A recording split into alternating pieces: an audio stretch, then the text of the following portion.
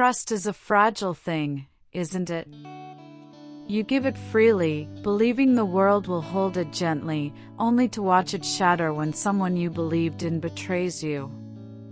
My name is Maya, and I learned that lesson the hard way. At 32, I lost everything, my savings, my home, my sense of self, to a scam that promised paradise but delivered ruin. This isn't a story of victimhood or quick fixes. It's the raw, unfiltered truth of how I fell to the bottom, clawed my way back, and came out stronger. If you've ever been deceived, stripped bare, and wondered if you could rise again, this is for you. Pain isn't the end, it's the forge where strength is born. And I'm living proof that even when you lose it all, you can build something greater from the ashes. I was a dreamer with a plan. I'd worked hard, saving every penny from my job as a marketing assistant, building a nest egg for a future I could taste. My goal was simple: start a small business, a cafe that served organic coffee and community vibes. I saw it in my mind: wooden tables, warm lights, laughter filling the air. Then came the email that changed everything. It was polished, professional, offering a once-in-a-lifetime investment opportunity in a luxury resort on a tropical island. The numbers looked perfect, the testimonials glowed, and the man behind it, Richard, seemed like a visionary. I met him at a sleek conference room, his smile disarming, his promises electric. "Maya," he said, "this is your ticket to freedom." I believed him. I handed over my life savings, $80,000, every cent I'd scraped together. Napoleon Hill once said, "Desire is the starting point of all achievement." My desire was real, but I'd placed it in the wrong hands. The scam unraveled slowly, like a nightmare you can't wake from. First, the updates stopped. Emails went unanswered. The resort's website vanished overnight. I called Richard, my heart pounding, only to hear a disconnected tone. Then the truth hit: it was all a lie. My money was gone, funneled into a void of greed. I sat in my apartment, staring at the eviction notice on my table. I'd missed rent for 3 months, pouring everything into the scam. My landlord's patience was gone, and so was my home. I packed my life into 2 suitcases, moved into a friend's spare room, and faced the mirror. The woman staring back was a stranger, hollow-eyed, defeated, drowning in shame. How could I have been so naive? How could I start over with nothing? The world felt like it was closing in, and I didn't know how to breathe. Loss like that doesn't just take your money, it takes your soul. I stopped answering calls, stopped dreaming. My cafe, my future, felt like cruel fantasies. I'd lie awake, replaying every moment I trusted Richard, every warning I ignored. Shame was a weight, heavier than debt, whispering, "You're a failure. You're done." Friends tried to help, but their pity stung worse than silence. I felt like a cautionary tale, the fool who fell for a scam. Napoleon Hill wrote about the power of belief, but mine was shattered. I didn't believe in anything, not the world, not myself. I was at rock bottom, and the only thing I had left was a choice: stay there or fight. I chose to fight, not because I felt strong, but because I couldn't let that be the end of my story. The fight began in the quiet moments. One night, scrolling through my phone to escape my thoughts, I found a quote from Thomas Edison: "When you've exhausted all possibilities, remember this: you haven't." It hit me like a spark in the dark. Edison faced countless failures, yet he lit up the world. If he could keep going, so could I. I realized the scam didn't just take my money, it gave me something, too, a lesson, a fire, a chance to rebuild smarter. I made a vow to myself, I'd rise, not to get even, but to become more than I'd ever been. That vow wasn't a cure for pain. It didn't pay my bills or erase my shame. But it gave me a flicker of purpose, a reason to get up each morning when all I wanted was to disappear. Purpose needs a foundation, and mine was built on mindset. Hill called it positive mental attitude, the ability to see opportunity in adversity. I started small, because small was all I could manage.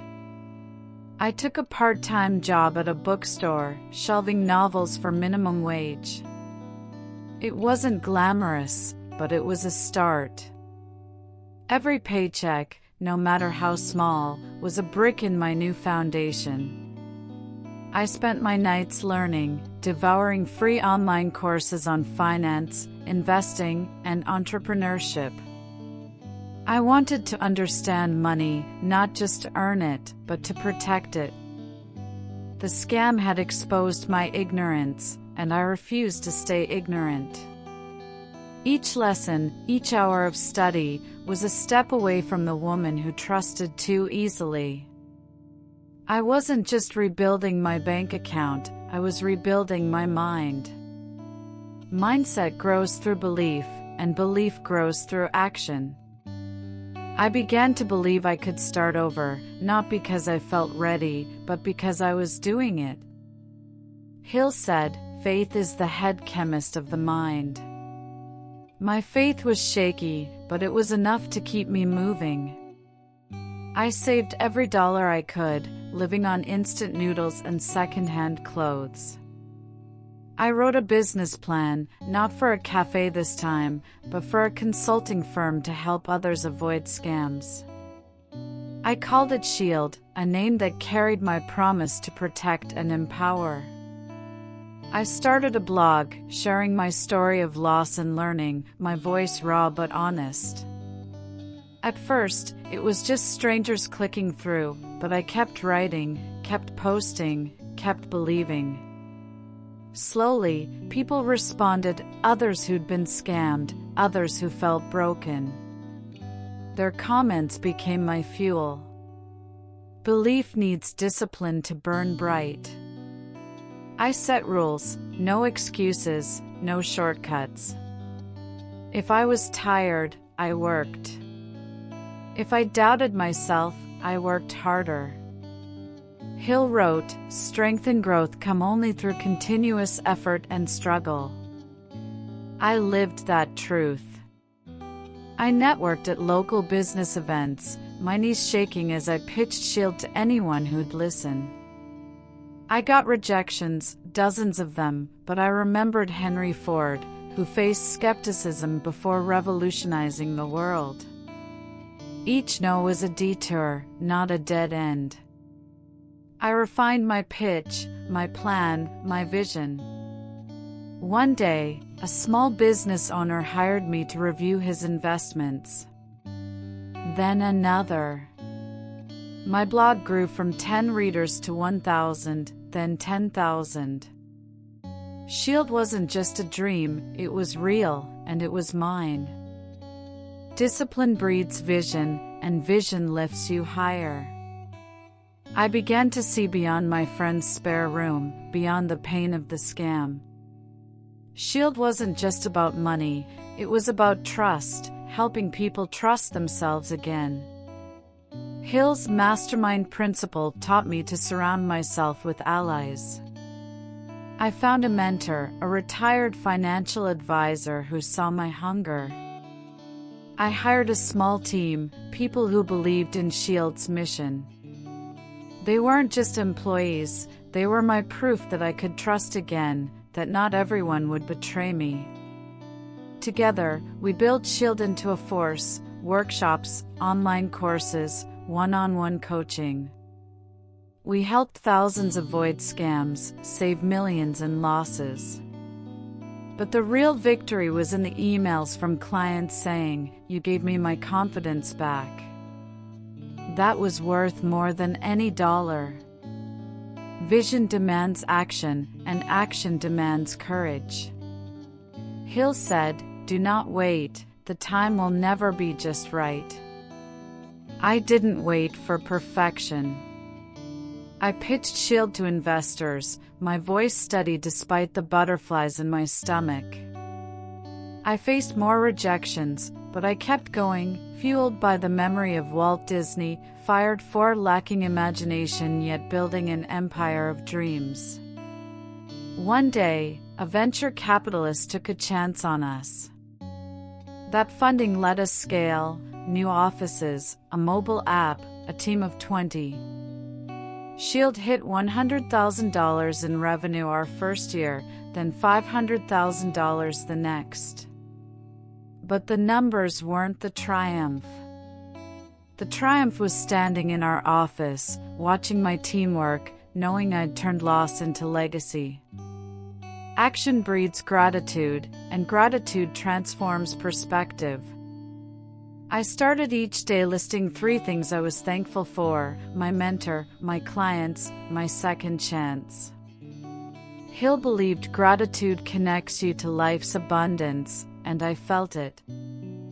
Even the scam became something to be grateful for, not because it was fair, but because it forced me to grow. Abraham Lincoln failed in business and politics before leading a nation. My failure wasn't the end, it was the beginning. I began giving back, offering free workshops for low-income families, sharing my story at schools and shelters. Every time I spoke, I saw myself in the audience, people who'd lost everything, people who needed hope. They were my purpose, my why beyond profit.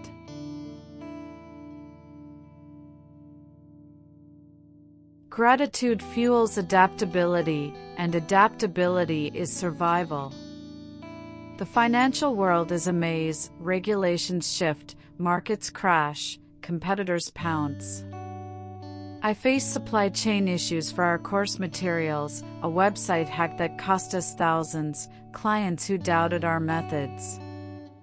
Each challenge tested me, but I leaned on Hill's applied faith, trusting that every problem has a solution.